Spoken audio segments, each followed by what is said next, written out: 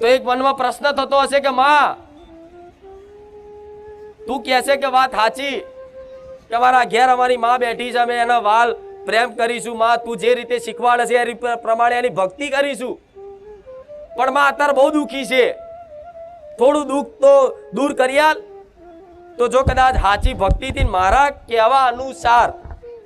મારી આ વાતો તમે સાંભળી અને ઘેર જઈ જે ભાવિક ભક્તો પાલન કરશે ને એના પડખે હું ખુખાર મેલડી ઊભી રહીશ અને ઊભી રહું છું, ડગલે ને પગલે હોઉં છું.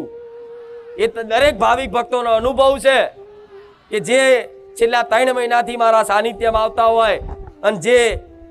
મારા પ્રવચન ઘેર બેઠા જોતા હોય, અહીં હોભરતા હોય, એના મારો અનુભવ છે કે માં તું 24 કલાક અમારા હાજર રહેશે. સાચી વાત છે